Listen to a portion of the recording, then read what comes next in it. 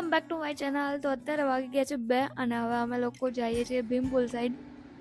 અને દિલ્હી બહુ દૂર છે, મતલબ કે હજી બહુ બધું ચાલવાનું છે.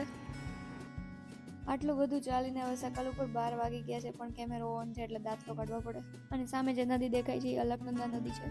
અને આ કંઈક રેડ કલરનું દેખાઈ ગયું છે, કયું ફ્રૂટ ફળ છે કંઈ ખબર નહોતી પડતી, એટલે વિડીયો શૂટ કરીને અમે લોકો જતા હતા ભીમપુલ સાઈડ.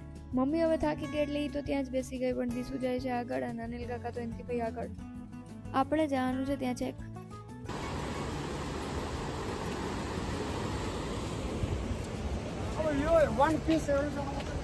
આટલો મસ્ત અવાજ સંભળાતો હતો નદીનો. તો આ મસ્ત નજારો જોતા જોતા અમને દેખાઈ ગયું છે સરસ્વતી મંદિર. ફાઇનલી પહોંચી ગયા ભીમપુલે.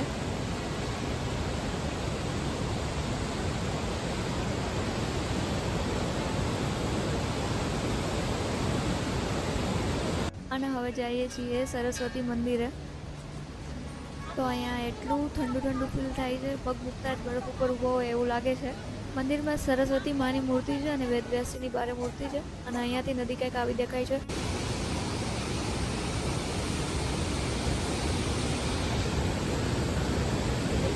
તો આ એ જ ભીમપુલ છે કે જ્યાંથી પાંડવો સ્વર્ગની તરફ જતા હતા અને વચ્ચે ત્યાં સરસ્વતી નદી હતી જે તેમને અવરોધરૂપ બની હતી, એટલે ત્યાંથી ભીમપુલ બનાવ્યો તો ભીમે.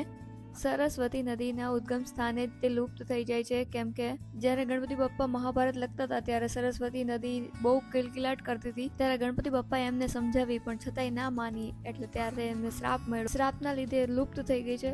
અહીંયા જે પથ્થરોમાંથી પાણી વહે છે એ માનવામાં આવે છે કે ચીનમાં જે માન સરોવર છે ત્યાંનું પાણી છે.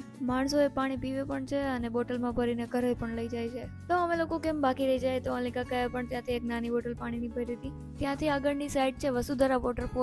તો તમે લોકોએ પણ સાંભળ્યું હશે કે વસુધરા વોટરફોલનું જે પાણી છે એ હૃદયના સાચા માણસો ઉપર જ પડે છે. અમે લોકો ત્યાં જવાના હતા પણ અહીંથી બહુ દૂર છે, એમ તો 5-7 કિલોમીટર જેટલું દૂર છે, એટલે અમે લોકો ન ગયા. બહુ જોરદાર થાક લાગ્યો છે. જેમાંના પહેલાના વ્લોગમાં કીધું હતું કે અહીંના માણસો પથ્થર તોડવાનું કામ કરે છે.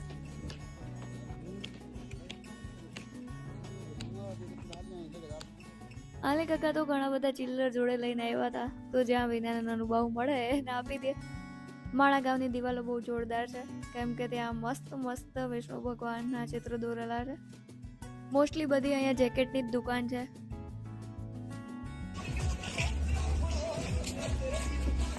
તો એક સાઈડ જે નેચર દેખાય છે અને બીજી સાઈડ આવા ઘર જોવા મળે છે. અને પાછા રિટર્નમાં પહોંચી ગયા કોબીજવાળા ઘરે. એટલે કે આના પહેલાના વ્લોગમાં તમે લોકોએ જોયું હશે કે અહીંયા કોબીજના ગાર્ડન હતા. જાણે મારે કોબીજની વાડી હોય એવું લાગે છે. તો આ છે માણા ગામના અંદર જવાનો રસ્તો, જે કેટલો સિંગલ રોડ છે. વન સાઇડેડ, એક સાઈડ પહાડ એક સાઈડ ઘર. અત્યારે વાગી ગયા છે 2:35 થઈ ગઈ છે અને અમે લોકો પહોંચી ગયા છીએ નીચે. વરસાદ સાવ વયો ગયો છે અને બહુ જોરદાર તડકો લાગે છે અને હવે ભૂખ પણ બહુ લાગી ગઈ છે. એક્ઝિટ ગેટથી બહુ નજીક છીએ અને પહોંચી ગયા માઉન્ટ વ્યૂ હોટલે. જોઈએ ત્યાં જમવામાં શું મળે છે. સમોસા અને ભજીયા જોઈને તો સારું એવું લાગે છે, ટેસ્ટ કરીએ આપણે. તો આવી ગયા આપણા સમોસા અને ટેસ્ટમાં પણ સારા છે. અને દીસુએ મગાવ્યા છે ઢોસા. પહાડમાં આપણા જેવા ઢોસા મળે છે. ટેસ્ટ બહુ મસ્ત હતો. હા, આમાં બટેટા નજર નથી આવતા પણ તો બી સારો એવો ટેસ્ટ હતો. તો જમીન પહોંચી ગયા બહારની સાઈડ. તો આ બે ઢીંગલી જોવા મળી ગઈ. આના પહેલાં અમે એને જોઈ હતી ત્યારે બલૂનથીને જ રમત કરતી હતી. અને કાકા એને પૈસા આપે છે પણ પેલી નાની છે ને એ ના પાડે છે કે મોટીને આપી દો. તો અને કાકા એની બેગમાં પૈસા નાખી દે છે. Bye bye bye bye. હા, એક પહાડોની મેગી ખાતા ભૂલાઈ ગઈ, કોઈ વાંધો નહીં. તમે લોકો અહીંયા આવો ત્યારે અહીંના ઢોસા ટેસ્ટ કરજો, બહુ મસ્ત હતા. જ્યારે અમે લોકો જમવા આવ્યા ત્યારે ટ્રાફિક નહોતું, અત્યારે ફૂલ ટ્રાફિક થઈ ગયું હોટલમાં. સો હાઉસ ધ માના ગાંવ, કેવું લાગ્યું માણા ગાંવ?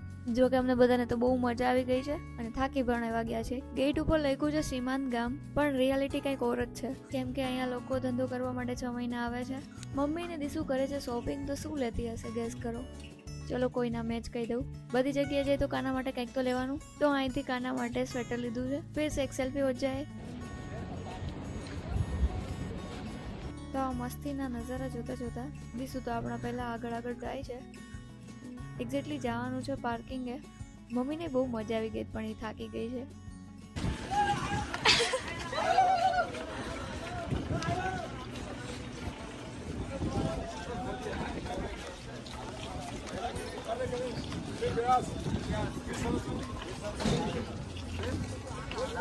તો માણા ગામમાં એન્ટર થતાં કંઈક આવા નજારા જોવા મળે.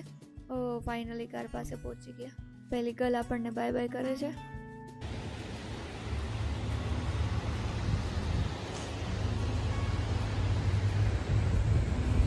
ઓલમોસ્ટ 3:30 વાગી ગયા છે અને મસ્ત એવા માણા ગામને બાય બાય કરી દીધું. અને જ્યાં ઓરેન્જ ઓરેન્જ દેખાય છે ત્યાં નીચેની સાઈડ જ બદ્રીનાથનું મંદિર છે. એક્ઝેક્ટ તેની બાજુમાં વોટરફોલ પડે છે. મારા આઈફોનની સ્ક્રીન તૂટી ગઈ છે, બાકી અહીં મસ્ત ઝૂમિંગ થાત. કોઈ ના, નેક્સ્ટ ટાઈમ. તો ફરીથી અલકનંદા નદી દેખાઈ ગઈ છે. પહોંચી ગયા અમે લોકો પાછા બદ્રીનાથ ગામમાં. તો આ બદ્રીનાથ ગામ છે, મીન્સ કે બહાર હાઈવેની સાઈડ.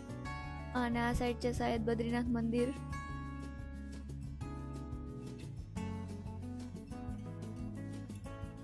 આગળ અહીંયા રસ્તો બંધ હતો કેમ કે ત્યાં કંઈક રસ્તાનું કામ ચાલતું હતું. અને આ ભાઈ ચડી ગયા છે પહાડ ઉપર, ખબર નહીં ત્યાં શું કરે છે. પછી ખબર પડી કે ત્યાં એ ભાઈ લોખંડની જાળી લગાવે છે. જાતા વખતે પણ ઘણી બધી જગ્યાએ એવું જોયું કેમ કે લોખંડની જાળી લગાવવાથી પથ્થર નીચેની સાઈડ ન પડે. અહીંના માણસો પણ ગજબના છે, એ લોકોને પડવાની તો જરાય બીક જ નથી લાગતી.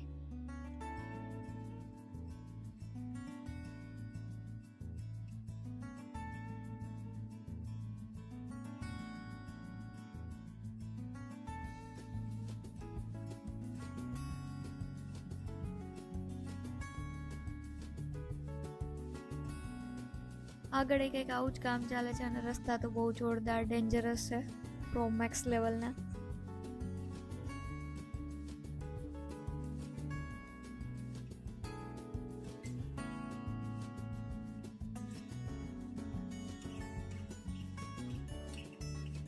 અને આ ભાઈ બેઠા બેઠા મારી જેમ મોમેન્ટ કેપ્ચર કરે છે.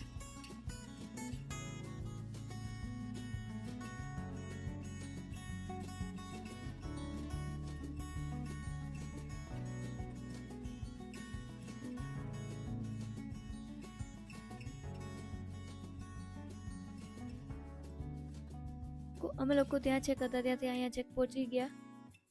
રસ્તો જોવો છો, નીચેની સાઈડ ખાઈ છે.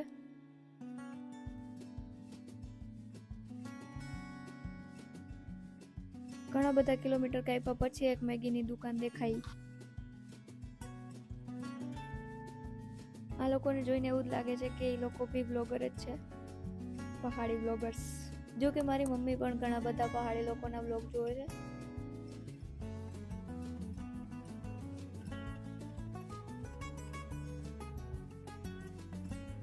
ઉત્તરાખંડમાં કોઈ પણ જગ્યાએ જાઓ, નદી તો જોડે આવવાની જ છે.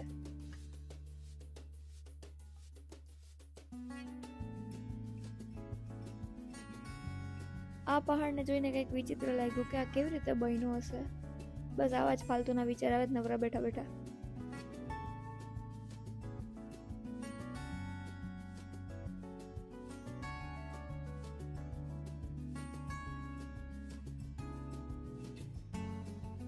હજી તો શ્રીનગરને 148 કિલોમીટર બાકી છે. કયું ગામ આવ્યું એ તો ખબર નથી, પણ 5:30 વાગી ગયા છે. શાયદ ચમોલી હશે. પહાડના રોડ, રસ્તા અને ઘર બધું એક જેવું જ લાગે.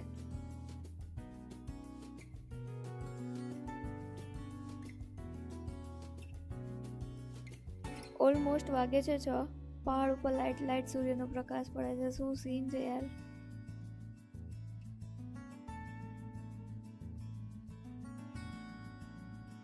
જેટલું આકાશ મસ્તીનું લાગે છે એટલા જ રસ્તાઓ ડેન્જરસ છે. રોડ ઉપર અહીં વોટરફોલ પડે છે.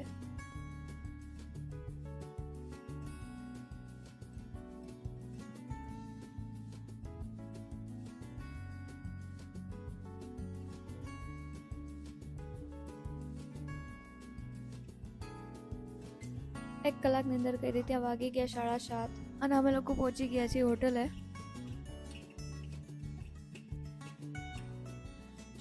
તો હોટલમાં જ રેસ્ટોરન્ટ ને એવું બધું છે.